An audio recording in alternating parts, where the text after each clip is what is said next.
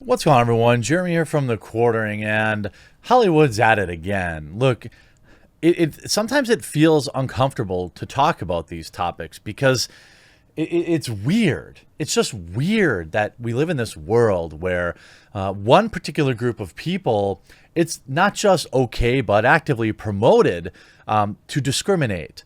In a world where all of us can agree, I would argue, that you know it's obviously skin color is irrelevant. Your gender is irrelevant. You should, be hiring the best people for the job. You shouldn't let these things get in the way of who you're friends with or who you game with or who. I think that's, most decent people would agree with that. But as we saw yesterday with Joe Rogan, essentially pointing out, hey, the woke mob is kind of going insane, talking about, the more capitulation we do, the more insane they get, ultimately ending in their weird end goal where, white males aren't allowed to speak, aren't allowed out of the house, aren't supposed to, it sounds ridiculous, but it's literally what some of these weirdos want. I mean, after Joe Rogan talked yesterday, you have, can Joe Rogan to one day in American history can Joe Rogan point to one day in American history where white men shut the F up? If you start the clock in 1787, they've had roughly 85,000 opportunities to give it a rest for a day, and they've never once let the earth spin without offering an opinion. My response, of course, thanks for proving his point. This is exactly what I'm talking about. The idea that the words coming out of somebody's mouth bear more or less weight based on the skin color that surrounds that mouth is racist. I don't know. I feel like I'm taking crazy pills. I mean, ultimately, I don't get it. Of course, people are actively discriminating and minimizing the opinions of men because they're men, white men in particular because they're white men, or straight white men. If you really want to get the victimhood stack of the far left targets one specific group, and now you get the Jim Henson Company issuing audition call for, quote, inclusive puppeteering workshop that excludes straight white males. As the zeitgeist, this is via boundingintocomics.com, as the zeitgeist of 2021 continues, big companies continue to pander to certain elements of society, particularly to anyone who's not a white male. Everything does seem to echo the sentiment from Kevin Feige's statement last week about why Doctor Strange didn't show up in WandaVision. Well, he said he didn't want to have a white guy come in and show Wanda how her powers worked, to the accusations of whitewashing in Star Wars The Bad Batch.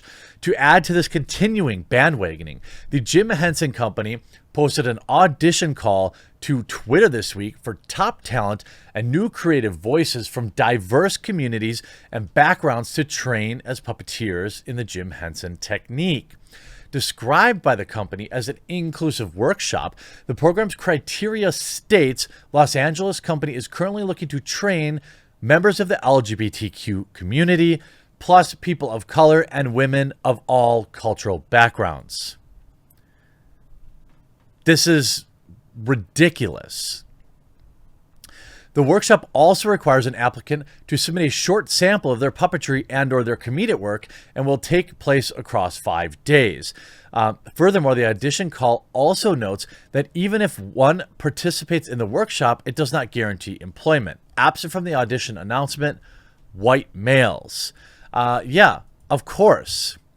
And this is cool. This is cool. To actively discriminate against white males. I don't understand why this is okay. Why? I mean, is there? How do I say this? Is there so many people that want to be puppeteers that you can exclude people? See, Data Racer, this is called discrimination. In the entertainment industry can get away with it. Please include people with disabilities, of course. Imagine wanting to get into showbiz and not understanding how casting works. They're likely looking for specific types of characters. All the straight white guy positions have been filled. Try again when one of them retires and leaves an opening on cast. I don't think as a puppeteer your skin color really matters. You're working with puppets. Then you have people, you'll have to settle for every other opportunity ever. No. That's the thing. That's gaslighting. That's what a lot of these weirdos do. They try to say like, well, white men just have it so easy. This is one of the problems. If you look back actually at the Joker movie, right? Do you know why many of these activist / movie critics didn't like the Joker? It's because it showed that straight men, a white straight man being oppressed and forgotten by society. It showed a white straight man who was suffering from mental health problems. It showed a white straight man as the victim. And that is what they hated about that film. Not one of them was brave enough to actually write that, but I assure you it was on many of the activist / film critics' minds when they were finding other reasons to dislike that film. The white male in Hollywood, where it's funny as the namesake of the company, Jim Henson, is a white male if you ever saw one. On the screen, you mostly saw his work in action. Kermit the Frog, Gonzo, Yoda, the Teenage Mutant Ninja Turtles. The first two entries on those lists are synonymous with those creations. However, not familiar with his work, he's on many other films in Hollywood. Well, he was in Labyrinth. He did Labyrinth too, right? Dark Crystal, Labyrinth, something like that. I know it was Labyrinth. I'm almost positive. His cultural background was never a factor.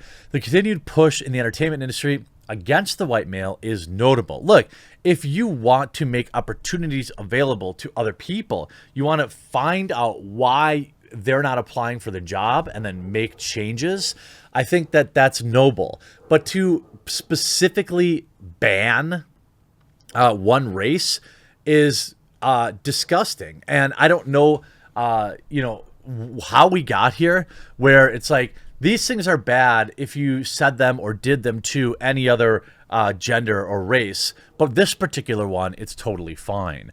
Look at Marvel Studios. Black Widow, a Marvel film set to come out this July, will feature a number of women, notably Scarlett Johansson, in a reprisal of her role in the MCU, Black Widow or Natasha Romanoff. According to the trailers, the only white male featured in the film will be Red Guardian, at least as far as the trailers have shown. The David Harbour portrayed character will be viewed as Fat Thor, Captain America Russian ripoff, whose service to the plot is more levity and comedic punching bag compared to the rest of the cast, who deal with the seriousness of the mission. Well, we saw this also with what's happened to Thor over the years. He's turned into the comedic relief / punching bag in the MCU. Why? Well, I guess I can't say I know, but it's certainly an interesting treatment of the beloved character. They treat him as kind of an idiot at times, the Homer Simpson of the Marvel Cinematic Universe, especially in the last film. Another film, The Eternals, features a diverse cast from every cultural, racial, and gentrified background. However, rumors surrounding the alleged plot leak have claimed that Icarus, the main character of the group in the comics, is set to be played by Richard Madden, will serve as more of a side character to Gemma Chan's Cersei. Well, we see this all the time. Look at what Marvel's Ant-Man film is like. Ant-Man, especially in the second film, isn't even the main character of his own movie. As seen in the upcoming titles in Disney Plus, Marvel programming is set to even more further away from white male leads, with Ms. Marvel, She-Hulk, and Hawkeye looking to prop up women in lead roles. The only exception is Moon Knight, which currently has little fanfare surrounding its production. Well, I can't say that I'm surprised by this, and it's bizarre. It's not okay. And look, there obviously can be a lot of great female-led movies, and their existence obviously isn't a problem. The fact that Disney has, all these female-led movies out isn't coming out isn't inherently a bad thing. But the question is, are they just forcing it? Are they going down this road because of diversity? You could see in the end, Jim Henson's company casting calls yet another case of a large corporate entity pushing agendas based on race, gender, and socio-political affiliations in the name of cultural diversity and, quote, inclusivity, while in reality practicing the diametrically opposed behavior of that very word. In 2004, Muppets, a staple to the Jim Henson Company, was sold to Disney. Since then, it appears to have been a Hollywood-wide cultural shift, at least on social media, in the social justice discourse, as equal opportunity employment practices and merit now come secondary to less important surface-level qualities. Twitter user Snowdub writes, "Been training my entire life for an opportunity like this, but I'm not allowed to apply because of my skin color. Jim Henson would be ashamed.